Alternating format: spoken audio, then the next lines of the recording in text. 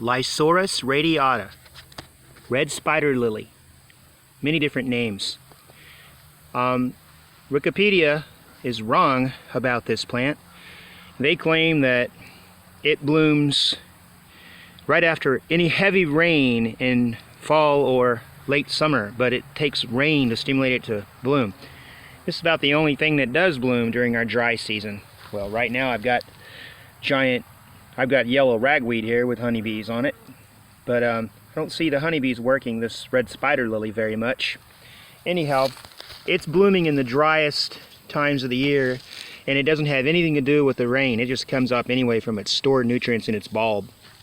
What else they say about it? I don't know, it said something about being called a hurricane lily because it comes after heavy rains, but I've never seen it rain in the fall here before this blooms. It's always blooming. And it also says in Wikipedia this is not frost hardy, and in places like England should only be grown under glass. It is dang sure frost hardy because it's naturalized here. I'll show you. Walking out around here, you already saw that over there. There's some in the distance, and this is 7B, and let me tell you something. This plant has tolerated 0 degrees, no problem. Fahrenheit, 0 Fahrenheit. And my goodness, you know, that's a long way below freezing point.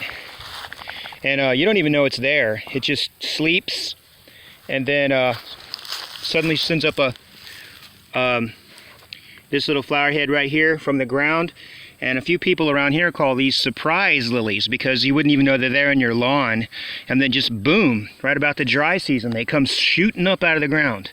Anyway, there's some documentaries on how the Japanese actually harvest these, and they used to eat them. But I don't know, I've got to research that a little more. And anyway, they're all over the place. They've naturalized here. But yeah, they're quite a surprise. They just come up.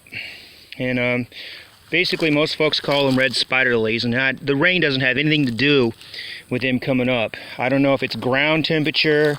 It sure can't be day length because they can't tell that when they're underground like that. But they come up regardless of whether we have our rains or not, because we haven't had rain here in 2 months. Well, a friend of mine says 5 weeks, but I'm pretty sure it's been 2 months where I live. He's a little farther south than me. But it doesn't need what Wikipedia says. It doesn't need to be grown under glass. Even in England, just put it in the ground and wait a while. It'll come up and surprise you. So that's about all I can tell you about it. Okay.